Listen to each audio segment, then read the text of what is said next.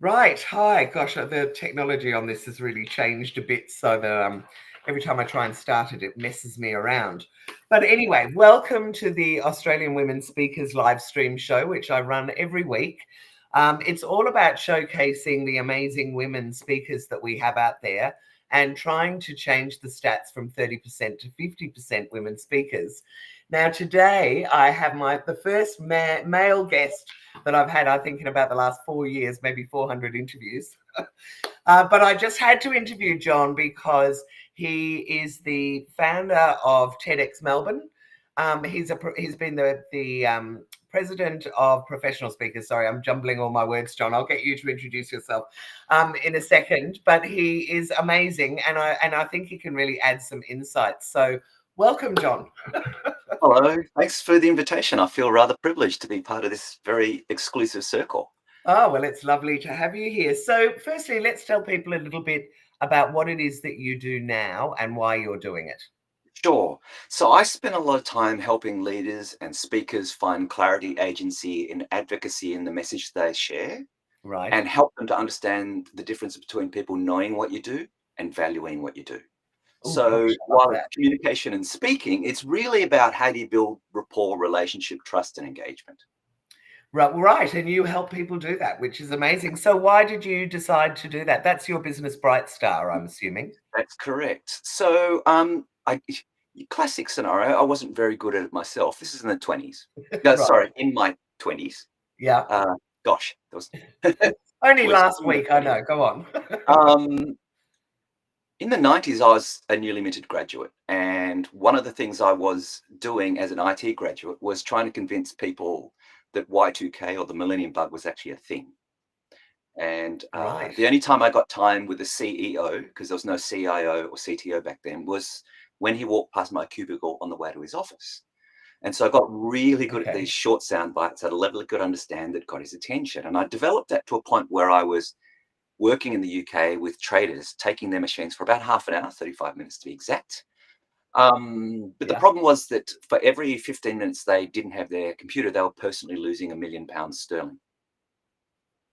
Oh, my So, God. yeah, it was cheaper Right. for them to sack me than to spend an extra 10 minutes solving their technical problem. So, high pressure, Wow. obviously. And Yeah. so I got That's really great. good at being very precise about my communication and making sure that impact really counted. And then when I joined TED in 2009, the nerdy part of me said, well, what is going to cause someone to pause, rewind, or abandon a video? Because the data was there. And I built statistical Right. models. And what is it? Because that's interesting It's to rather us. complicated, actually. Really, it's about our ability to create moments. And so there are Right. multiple ways to do that. There are techniques, and professional speakers have about 53 ways to get someone's attention, keep someone's attention. Right. And they are Okay. technique alone. And then there's craft, there's ability to your speak and communicate. And there's the communicator Yeah. themselves, how you carry yourself, how you present yourself, what you think about yourself, how you mentally prepare and manage nerves, etc., etc. So they're the three big buckets that we're always playing with. And so it's really Right. making sure you have an even cadence or pacing or development in each of those areas, and then you develop them in tandem together. And that stops people stopping rewinding or turning off the Exactly. video. Yeah. That's really Detail interesting. that if you want later, but it gets a Okay. bit nerdy. So we'll save that for a bit later. we'll, we'll leave that bit. Okay. So, talk to me about Sure. audiences and your preference. Well, first, I should, I normally showcase women, but what do you talk about, John? What's your So keynote? I really talk to people about creating meaningful engagement. So what does it Okay. take? Very Uh, appropriate. Look, I think we're so expert at being the expert that we spend very little time as Yeah. communicators understanding the needs and aspirations and expectations of the people that are listening. And then we end up lecturing Right. people rather than talking to people. And no one really likes to be lectured unless you're in a classroom. In a day-to-day Yeah. conversation, no one wants to be lectured. And so how do we build the trust and rapport in them, or with them, sorry, without saying, trust me? And so there's a whole bunch of things that I Right. like to think about in terms of the audience, to your point. What are their needs? What are they expecting? What is their knowledge, experience, and background? What are they looking for? What are their dreams? What are their aspirations? What's their energy level? If they're not in a high energy state, then it's harder for them to concentrate and it's harder for them to pay attention and keep attention. So, what would you need to do to shift that energy? And so, there's a whole bunch of things that we need to know in terms of knowledge, but then there's a whole bunch of things we need to know in terms of craft to shift that energy or that state. And it's really about Right. reading the world in real time. Now, we're on video at the moment. We don't know who we're speaking to. We Yeah. don't know what they're looking for. In which case, I need to be able to adjust for that moment in time as well. For instance, I can't go into too much detail, like I suggested before. I can't come in really low energy, like, because that will just won't be the same type of experience. So, at the same time as being cognizant of who's there, we've got to bring our own A game to the table. And so, I'm a big fan of a guy called James Clear who says you don't rise to the level of your potential, you fall to the level of your systems. And the question I ask everyone is, Oh my God, that resonates with me a little bit too much. what is your system? How good is your system to communicate, engage, and get someone's attention and keep someone's Yeah. attention? Okay, amazing. So now let's talk about audiences. I like to ask people what is their favorite Oh, audience to talk to? What sort of size, gender, yeah. industry? Have you got some I faves have there? characteristics more than demographics. So open minded, future focused, and optimistic are my Yeah. most fun audience. Um, Right. But that's very loose in terms of a description. I'm putting on my PR sure, hat now and saying everybody's got to be a specialist at for sure. something. Do you like an audience of a big room of people? Do you prefer to have a small Well, room I of think the people? attitude then determines the quality of the person that you're looking for when you do find them. And so in Yeah. terms of who I'm looking for, who I specifically or regularly speak to, it's team leaders Right. who need to engage and connect with their teams. It's their direct Right. reports who need to interact better with each other and with the people they're in front of. And more Yeah. often than not, they're in some sort of sales or marketing role. They need to build trust, engagement, and rapport very, very quickly. Fast. Yeah, yeah. Okay. Okay. Now, one of the biggest issues that women have is obviously trying to get those opportunities to get on Sure. stages. Have you got any insights into the best way to get gigs? And I know that we're talking about a huge spectrum Yep. of people, but just in general, do you reach out? Do you email people cold? How do you get gigs, or how would you suggest I women think get there's two gigs? paths. There's the network you Yeah, have and the allies that will support you. And I think they right, work in tandem in that you can go out and speak to someone, and if they've never heard of you, they might believe you. But if you go and speak to someone and an ally's already advocate for you, then you've got true. to. So word of mouth is obviously, but you have to be able to get up on a stage and be engaging for the audience or someone watching to say, "Wow, this Yeah, person's great," and either tell someone else or tell the yeah. organizer you need that person again. So, how, if you're starting out, would you suggest that women try and get a few more opportunities I under their think belt? it's not just women, anyone. Think of the people that are around Okay, you. Think about the one, two, three, four, half a dozen, maybe dozen people around you who could help you in your journey. And be right, honest with yourself. What's the caliber and quality of relationship you have with them? Now, rate that out of right. 10. If it's not a 9 or above, then they're not going to advocate just on a whim, right? No. But if they love you, they'll always talk about you. Or they'll go, I know someone you should meet. And Well, oh, totally, so totally. work Yeah, with your key connections and make sure that you have the trust, rapport, and relationship with those people that it's 9 or above. Start with your close circle. That allows you to build out a little bit of a reputation platform, a base, and then that gives you an yeah. opportunity to fish in between the gaps. And then it's an Nice. opportunity then to build trust, rapport, and relationship with the people in those gaps. Now, there's multiple ways you can do that. You can do it very direct and very aggressively, and I've seen people do that.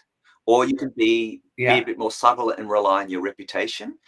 The second strategy takes a lot longer, and I would Yes. argue that the second strategy, just by nature of the women that I've worked with, Yeah. they don't put themselves out nearly enough. So Enough. even when I've asked a female speaker on my TEDx Melbourne stage, to come and I say, I love your topic. I love what you do. Let's start work. 30% of them will drop out before they even get on stage with all sorts of excuses.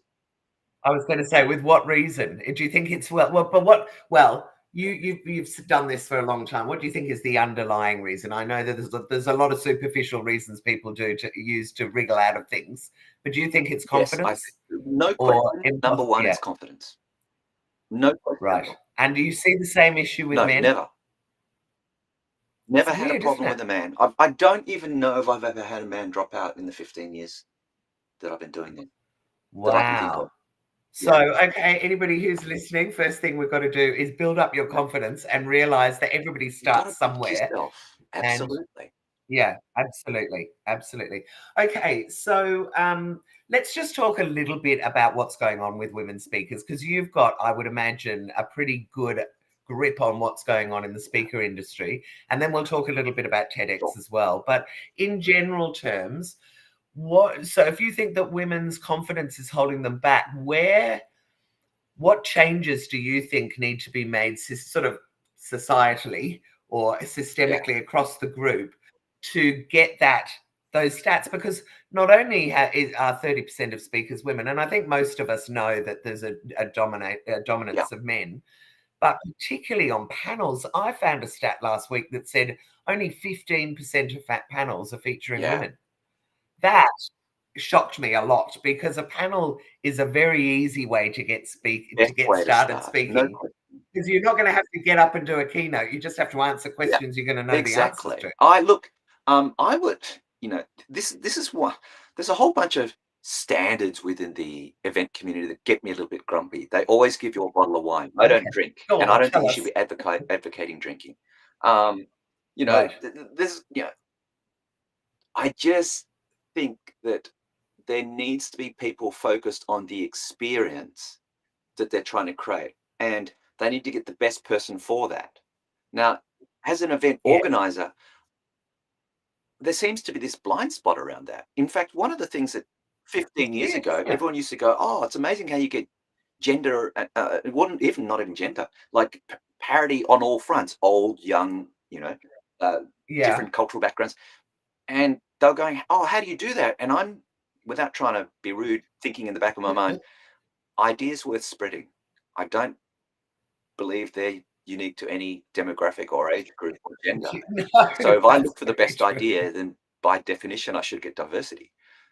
And so I've never had a problem getting diversity, because I'm after what's going to create the best possible experience.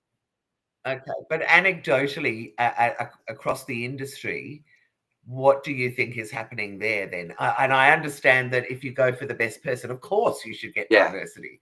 But where do you think the blind spot is for event organizers? When you say 30% of speakers, I would say that even less as a percentage of application are female. So, if I looked at my application process, it's easily 80-20. That 80% men are applying and 20% are women, which means I really struggle to even get 30%. Which is really bizarre, because when I started Women Speakers at the end of last year, I invited 30 women into the group that I knew were speakers and thought maybe it'll get to 50, through word of mouth. And it's 2,500 across, which to me just says there's something missing. There's something wrong somewhere. My take on it has been that it's hard to find women outside of bureaus, and not everybody wants to go through a bureau. And if you're starting out, you're probably not going to sign up to a bureau. A bureau won't take you anyway. So is that part of the issue, you think, that the women aren't getting that initial experience? Yeah, I think that's a big part of it. So if you're a new speaker, you need to be speaking at least once a week, even if it's to your dog. Like, you've got to be so good at what you do that it almost rolls off your tongue. And the reason I say that is, if you're so good that it rolls off your tongue, you can focus on the audience. Are they experiencing it? Are they engaging? Are you connecting well enough? And not be thinking, "Oh my God, what's the next thing I've got to say?" And I forgot this. Get so good, as Steve Martin says, that they can't ignore you. And I don't think a lot of people do the work, even men. And I'll put a number on this. For every minute on stage, a professional speaker, one of these people at the very elite level, is 27 hours of preparation. Right. And they always say to become an expert at something, it's 10,000 hours anyway. For sure. So you've got to get good at the part. The other part is you've got to have the right topic and you've got to say it in the right way. I like to characterize it as the ability to say the right thing at the right time to the right person in the right way. But isn't there always an audience for almost every topic? I mean, in the Yes, end, but will they pay for it and could you live off it? Oh, okay. So I guess I'm also thinking about the people who want to get on stages but don't necessarily want it as a career. Right. Well, so because there are, so I don't think out of that 2,500 they all want to be keynote speakers. I think a lot of people are topic experts, and a lot of people have an inspirational story they want to share. They need to be financial though, but is it strong enough that people want to sit down for the length of your talk and listen to you? Like, is it compelling? Yeah. Is it interesting? Okay. Are you interesting? So you think it's the topic? That's really interesting to me that you think it's the topic that maybe is holding some people back rather than... It's a little bit complex. It's not that binary, if I can just sort of quickly interrupt. Yeah. So a lot of people have lots of stuff they want to say, and then that ends up being a lecture. Yeah. And no one really, as I mentioned, no one wants to be a lecture. So how do you help people have clarity? In other words, if it's clear in your head, it can be clear in their head. Not clear in your head, Yeah. Okay. they haven't got a chance. So clarity is coming down to first principles. 98% of the people that I interview for speaking are not clear, male or female. Right. And the way I define that is, could you say your talk in a single compelling sentence? Single because it's clarity, compelling because it activates something in someone. And I would add something to that and say, can you make it different to everybody else? Because I mean, if somebody said, I help women become leaders, I would say there are approximately 2,000 of you saying that's not compelling at that point. So the second step is, how do you make that compelling? Is something called a second order consequence, the consequence of a consequence. So I'll give you an example. City of Yarra, where I live, 20 years ago, 50% of its revenue came from car parking fines. What happens in the next 20 years when you have self-driving cars?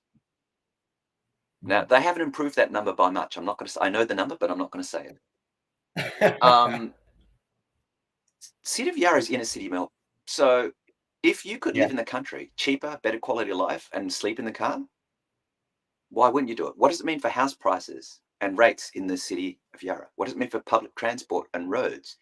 What does it mean for the city of Melbourne? And Sydney's the same, 34% of the footprint. But hang on a minute. You were talking about you were going to say it in one sentence. And then you said there was going to be a secondary I'm give you an example of a second order consequence, and then how you create the second order, the simplicity and the compellingness out of that.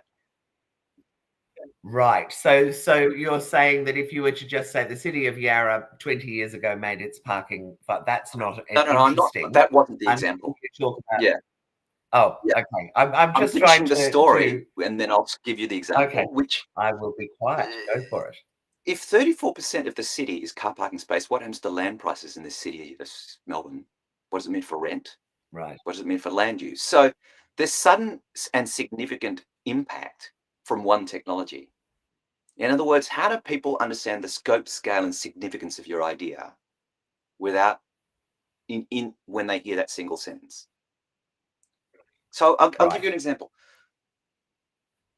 Well, maybe a more succinct one. Crash test dummies. Only 14% of crash test dummy is female height and weight. But of that 14%, none are in the driver's seat. Right. Wow. Isn't that interesting? Well, I think any woman listening is going to go, we know that just from the design of seatbelts. Yeah, exactly. And this is where the complexity starts, where you build story around that makes that compelling. Yeah. And I think that's really key for everyone to understand. It is about the stories. It's not about, as you say, the lecture. It's about how you can make it, humanize it, and make people, really integrate with it. So, okay, John. So you've done a lot of speaking, and you've seen, I'm imagining, a huge amount of speakers. Can you tell me, and I'm just going to put you on the spot, so I hope this is okay, but can you tell me about some memorable speaking experiences, either good or bad, or an example of each? And tell me a little story about someone that you've, or a talk that you've Look, done. I think great speakers are really able to interact with their audience in a very personable way. I think that Yeah, if I had to sort of generalize it, um, and then also don't be afraid to lean into the moment as a speaker, and takes a little bit of right. courage and potentially vulnerability over on top of your storytelling. So I was giving a talk in Vegas, and it was in front of 600 people, which is not my largest audience, but it was an interesting audience in that the first 3 lines of my keynote were rhetorical questions. Now, in Australia, when you do rhetorical questions, no one really does anything. They just kind of, maybe at most you might get a raised eyebrow or a nod, you know. Right. Anyway, so I asked my first question, people responded, and I went, oh.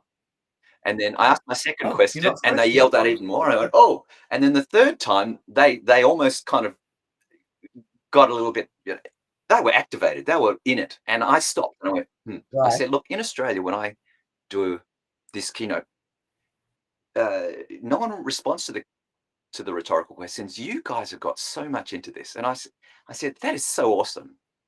And then my instinct Yeah. said, God bless America. I got a standing ovation from that.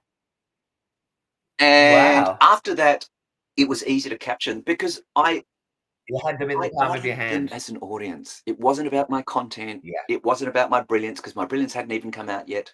It wasn't about what I knew. It was about what is the human connection you need to create that builds the moments that they can relate and resonate with so that when you do share your idea, it's more meaningful. It's not just a content or information transfer. Because if it's information Yeah. transfer, put it in a website, put it in an email.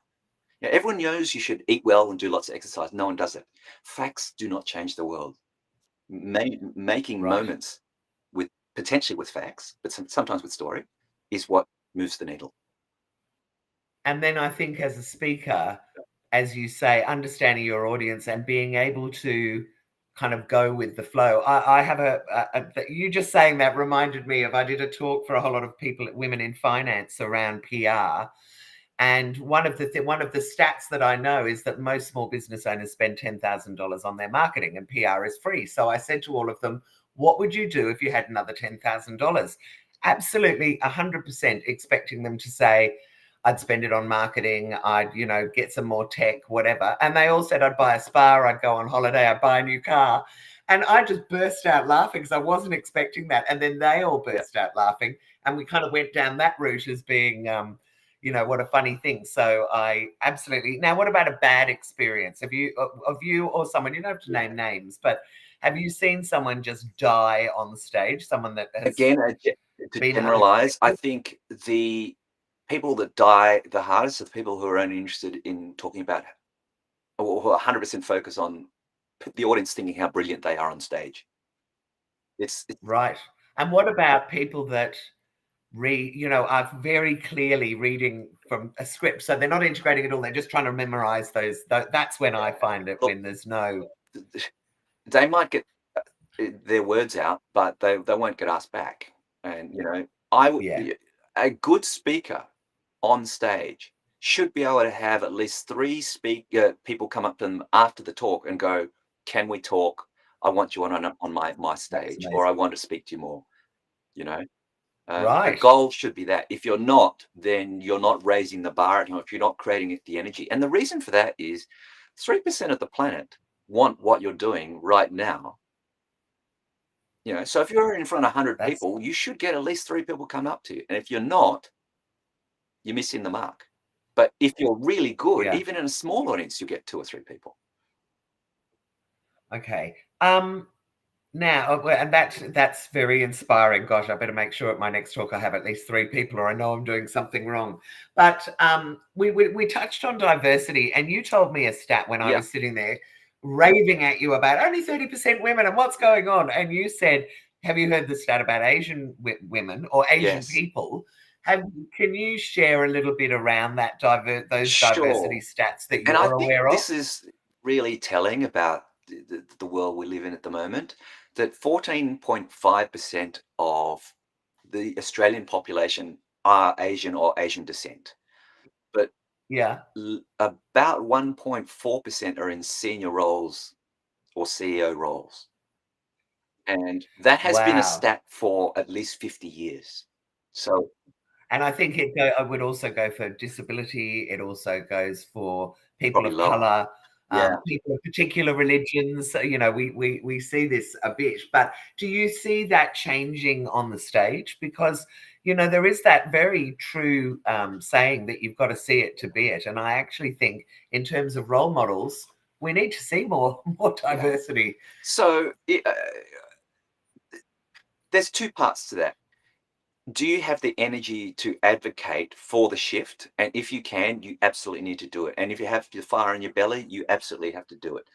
At the same Yeah, time, yeah, it is the technical reality. That's kind of like yelling at the sun for not coming up, before the estimated sunrise, sorry. You've just got to work within those parameters and just be like coming back before, be so good they can't ignore you. And so, yeah. it comes down to, are you clear? Is your craft strong? Do you have a strong, timely narrative? And what's your ability to build the network around you that people recognize, acknowledge you for what you do? And I would add another one, which is, are you easy to Right. find? Yeah. You know, if someone is looking for a Yeah. speaker, they're going to be able to Yeah. find you, which is so true as well. So what do we think? What do you think? I know Kathy Nyo, who you probably know, runs Keynote Worthy and has a huge raft of diverse speakers. But I know she struggles as well. Do you think that event organizers need to be a bit more intentional about that diversity? Yeah. This is the whole I'm not wanting you to philosophical diss any. question around, do you have quotas? I guess is what we're crudely saying. Well, I And I was guess, speaking yeah. to Liz Broderick, who was the Human Rights Discrimination Commissioner at the time, and she was against it for primarily because um, you don't want people to be judged as a token person on Oh, stage.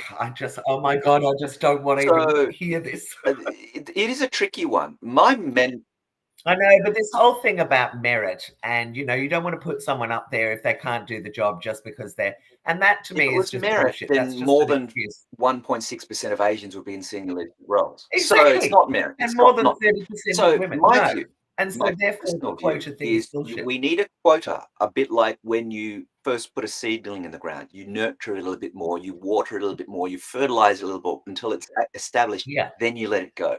So I would argue there needs to be a declaration of diversity as part of all events Events. and operating events. We have a policy around Particularly that. big public ones, Yeah. I think. You know, I understand that if you're running a small business group and, you know, you want to mainly do your local area and all use, I understand it can happen at that smaller level. But I think if you're putting people on big stages in front of lots of people, then it does need to be more intentional. God, I could keep talking to you forever, John. We're just about out of time. I'm going to ask you one thing because you run TEDx Yes. Melbourne. Talk a little bit about why you're doing that. Small question. You've It got about comes a back to minute to future answer. focus, open-minded, optimistic. It's one of the few communities that continues to be continually exploring the possibilities in an optimistic way. And who doesn't want to hang around optimists and see the possibility? That's all I want. So how did you end up getting Ah, involved in TEDx? Because you yeah. said you did TED 2009. Was that in No, it America? was And in you Melbourne. asked So people to hear? I actually wasn't the Okay, first founder. I was actually the second person, but the founder ran one event. And then she had to decide right, whether she was going to organize the next TEDx Melbourne or her wedding. So it kind of right. landed on my lap. And I naively took it on Okay. because I didn't want that community to die. So, it's Well, thank you for doing that because I do think it's a really important brand for people to have opportunities, and I know a lot of people see that as the stepping stone in their speaking career. Like if I've done a TEDx, then I'm a proper speaker. So I think that's great. Thank you so much, John. If anybody does want to work with you or would like to book you for a talk, what are the best ways for them to get hold of you? Pop a note in LinkedIn and flick it to me. Because Okay. And you're just John Yo in LinkedIn, aren't you? Yeah. Yeah. I'm pretty sure if you do John Yo, Okay, TedX Melbourne, and it will definitely come up. Thank you. Thank you so much for this discussion. I know I was a bit bombastic there, but it's something that I feel really passionate about. And I know that you feel very passionate about speaking in general. So I really appreciate you giving me the time this morning. For anyone that has been watching, if you need a speaker, please go and have a look at the 70 plus women we have in womenspeakers.com.au. You don't have to pay a commission. You can search by location and topic, and you can contact your preferred speaker and negotiate directly with them. You're also welcome, if you can't find the right person there, to go to either Australian Women Speakers on LinkedIn or Facebook and just do a post and say that you're looking for a speaker for a certain event. I think someone posted recently and got 79 responses. So I think it's fairly safe to say you'll find your speaker there. And lastly, if you are a woman and you're a speaker or want to be a speaker, please consider listing yourself on Australian Women Speakers. The more women we have there, the more it will become the destination for people to go and complete that diversity. And thank you again, John,